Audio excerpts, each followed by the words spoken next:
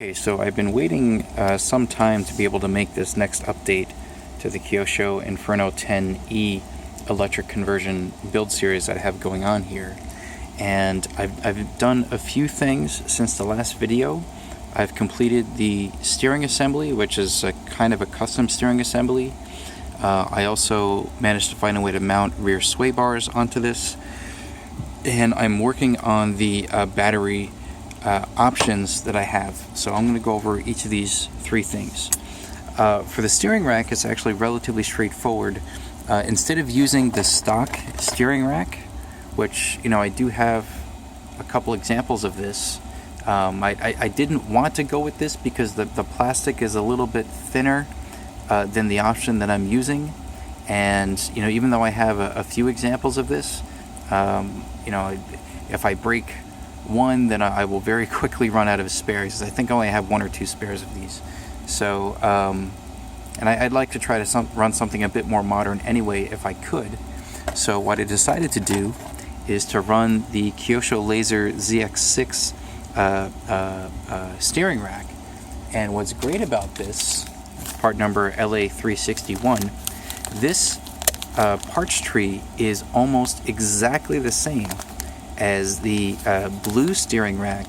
I think it's part number 39655 that used to be made for the old Kyosho Laser ZXR, and I think like the Spider and some of the other cars from that era, literally like exactly the same. The only difference is that the horn, the top horn piece that you mount a ball stud onto that goes to the servo, this only has one hole, whereas that special blue unicrank set had two mounting holes there. But otherwise, the arms and everything else are, as far as I can figure, exactly the same. So what's great about that is that you can buy these for maybe $5 or $6 or so, and those special blue parts, quote-unquote special blue parts, those are very rare. So you're lucky to get them for maybe $40 on a good day. And again, same part. So even though it's technically a modern part, because it shares a lot of the geometry with the old parts, I'm still treating it as kind of a vintage part. But in order to mount it onto the Inferno 10, you have to play a little trick. So this is the drag link that you would use on the Kyosho Laser ZX and ZXR, and this has a particular spacing for these bearings here. They go between the left and right sides, and I forget the exact distance here. I think it's maybe around 40 millimeters or so, but in order to actually have the correct spacing between, you know, the posts, the left and right posts that these bell cranks mount onto for the Inferno 10, you need a wider unit, okay, which is this guy right here. And this is a custom made part. So I ordered two of these. One of them is on the chassis itself. This is a backup part, and I had this made by Brian Marquez. I've done a lot of you know, projects with him. So some of the Yokomo stuff that you see, some of the Kyosho carbon fiber parts that you see, those all come from him. Like the stuff I did for my Rampage Pro E, for example, those special carbon fiber parts came from him. So I sent him this part here, and I asked him to trace this out into a CAD program and basically just lengthen it to lengthen the spacing between these left and right mounting points for the bearings. You use 3 by 6 millimeter bearings to go into these holes here, and that will give you the correct spacing. Sorry, the lighting's a little bit poor here, for the bell crank, so that when everything's centered, both of the arms on the bell crank are facing straight forward, and they're not, you know, cocked to one side or the other, or like towed in or out. So this is what I've been waiting on. He's been very busy, so it took him a while to actually get around to this, but I got two of these. I'm going to use this as a backup probably, or maybe for another build. But anyway, that's the only trick. So you can use the ZX6 steering rack plus that part. And what I did here, instead of using conventional Kyosho ball studs, I went around and I got some 3 racing ball studs. They're the same size. They're 4.8 millimeter head diameter. So you can get these types, which are more conventional ball studs, and you can get these types, which is basically the ball stud head, and then you just thread a screw in from the back. And so I just wanted to play around with using these parts, so just for the fun of it. And it's worth noting here that with this particular ball stud, I may have to add probably 1 or 2 millimeters under this ball stud on the inside here, because there's a little bit of negative bump steer when the suspension is compressed. It's not so easy to see on the camera here, but if you look really closely, you'll see as the suspension compresses, the wheel turns out just a little bit. So that means as the car is cornering and the suspension compresses, the outer wheel starts to pull in a little bit. So adding a few millimeters here, maybe 1 or 2 millimeters or so, I think that'll even things out a bit. So that's the small change I have to make to the steering. Otherwise, the steering is ready to go. In terms of the turnbuckle you would use here, this is an associated titanium turnbuckle I was going to use for a different purpose, but it happened to be the right length that I needed for this application, so I'm using it for now. What you would want to use is something around a 30 millimeter turnbuckle, and since I'm using the Kyosho ball cups here, this I think is a medium length ball cup, okay, on both the inside and outside, and that'll get you to about the right length there for the steering links on the left and right side of the car. So that's the steering. Let's see, for the rear sway bar, I'll get to that next, because that's a neat little trick. So on the Kyosho Laser, like the ZXR, or even I think on the Kyosho Optima Mid, the way that you would mount a sway bar is it mounted behind, if I remember correctly, it either mounts behind the rear tower and goes forward, or it mounts in front of the rear tower and goes backwards. One or the other, I can't quite remember. Probably starts behind the rear tower and goes forward. And so it's like this wide and long sway bar to go all the way around the tower and then come forward to the front of the rear arms, so that you can then route a link between the sway bar and the ball stud that mounts into the suspension arm. The problem with the Kyosho Inferno 10 is that the way that the rear gearbox is made or designed is that there's no way to really put a sway bar behind the rear tower, because these two pieces here kind of block any access to putting a sway bar close to the rear tower. So if you had a sway bar, it would have to sit really far back, and you'd have to find a way of not only routing it through one of those two holes there, which is really probably almost impossible to do when you have a bent sway bar. You'd also have to find a way to secure it. And for starters, I don't have a sway bar that can go from all the way back here to all the way up here. Or at least I don't think I have one of the correct shape. And even if I did, because these holes are kind of fixed already, if you have a bent sway bar and you try to route it through, you're not going to be able to get it through one hole and then the other before having to maneuver the sway bar through the next bend in the sway bar to get through these holes. So I don't think these holes are meant for sway bars, although I could be wrong. So what I essentially had to do is find a way to mount a sway bar in front of the rear tower, and I found a part. It's a Kyosho VZ433, and they come in different diameters. This happens to be a 1.6 millimeter diameter. This is for one of their on-road chassis.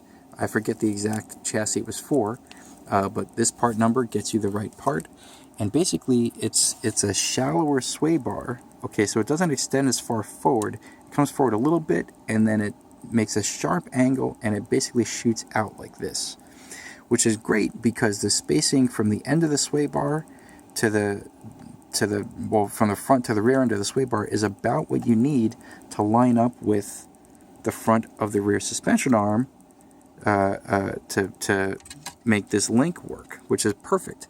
So then it's just a question of figuring out how to mount it onto the rear tower. So I happen to be using here some associated SC10 4x4 sway bar mounting units here that I've modified a little bit with a razor blade. Basically, I cut part of the width of the mounting point for the sway bar, so that way as the suspension compresses and the sway bar tries to move up and down, it doesn't drag against the outside of that mounting point.